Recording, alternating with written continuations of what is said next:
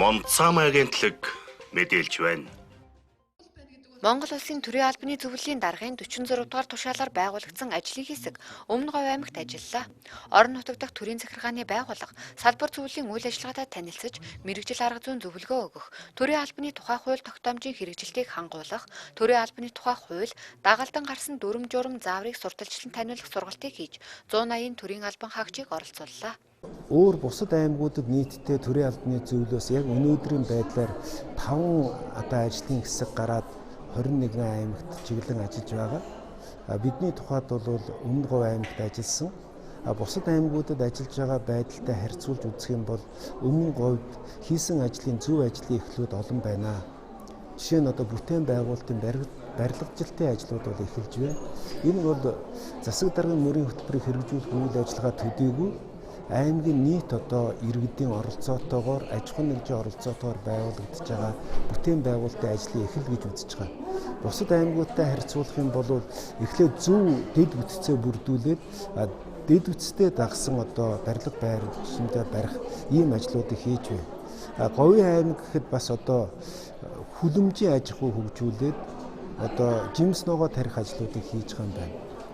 Дараагийн зүйл бол хос хөдөлгөөртэй машин болвол хяналттай хурд холыг зорино гэдэг шиг дэд бүтцийн хувьд бол хос тийм замууд тавьж эхэлж байна. Энэ бол автозам мөн одоо дугуйны зам тавигдаж байна. Харахад одоо бид нар замыг бол хийцийнх нь хувьд нь асфальтын зам, зориултынх нь хувьд бол автозам, дугуйны зам гэж нэрлэж байгаа боловч мөн чанарын хувьд бол зам гэдэг бол өөрөө одоо чөлөөт байдлыг эрхэмсэн мөн эрүүл мэндэд тустай аж ахуй хөдөлгөхөд тустай олон тийм дал дүр ашигтай байдаг.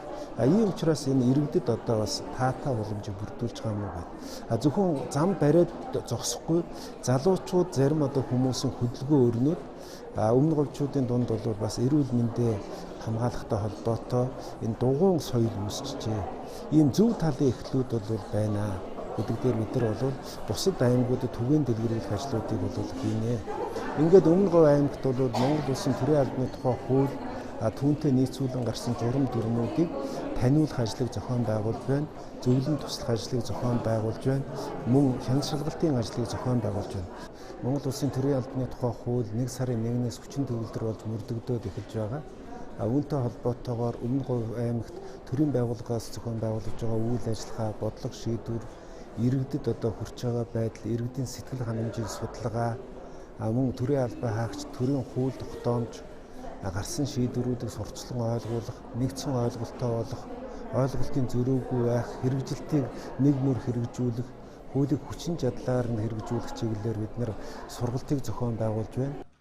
Сургалтаар төрийн албаны шинжиллийн бодлогын үзэл баримтлал, төрийн албаны ерөнхий шалгалт өгөх болзол, төрийн албаны тусгай шалгалт өгөх болзол, байгууллагын гүйцэтгэлийн төлөвлөгөө боловсруулах, гүйцэтгэлийн зорилт шалгуур, үзүүлэлтийг тогтоох, тайлан гаргах, төрийн жинхэнэ албан хаагчийн гүйцэтгэлийн төлөвлөгөө боловсруулж батлах, ажлын гүйцэтгэл, үр дүн, мэргэжлийн төвшинг үнэлэх журам, төрийн жинхэнэ албаны нөөц бүрдүүлэлт, албан тушаалын тодорхойлолт боловсруулах журам, төрийн жинхэнэ албан хаагчийн албан үүргийг төр орлон гүйцэтгэх арга зүйн зохицуулалт гэсэн сэдвүүдээр танилцуулж тэдний сонирхсан асуултад хариулв. Ажлын хүрээнд 2019 оны 1 сарын 1-ээс шинжилэн батлагдсан төрийн албаны тухай хуулийн шинжилсэн найруулга, энэний одоо үзэл баримтлал, түүнийг дагалдан гарч байгаа 47 журмын талаарх сургалтуудыг сумдын төрийн албан хаагчид, аймгийн одоо агентлагийн нийт төрийн албан хаагчид сургалтыг зохион байгууллаа. За энэ маань бас нэгдсэн үндэсний байгууллагын эргэн төвтэй мэргэжлийн төрийн албыг төлөвшүүлэх төсөл хөтөлбөрийн хүрээнд зохион байгуулагдж байна. Монгол Улсын төрийн албанаас 5 төрийн албаны зөвлөлөөс 5 ажлын хэсэг аймагуд гарч ажилласных. Өмнө Говь, Дунд Говь аймагуд төрийн албаны зөвлөлийн дарга Баатар зуг даргаар ахлуулсан ажлын хэсэг манай аймагт ажиллалаа. За энэ 2 өдрийн албан томилтын хүрээнд за төрийн захиргааны байгууллагуудын тушаал шийдвэрүүдэд танилцж арга зүйн зөвлөгөө өгөх. За төрийн захиргааны нийт албан хаагчид за ажилтан удирдлагууд бол энэ хуулийн одоо шинжилгээ үзэл баримтлалын талаар танилцуулга сургалтыг хийж одоо энэ манай албан хаагчид олон одоо асуултуудаас тодорхой хариултуудыг авлаа. Үр дүнтэй өвөжтэй сайхан сургалт боллоо гэж ойлгож байна.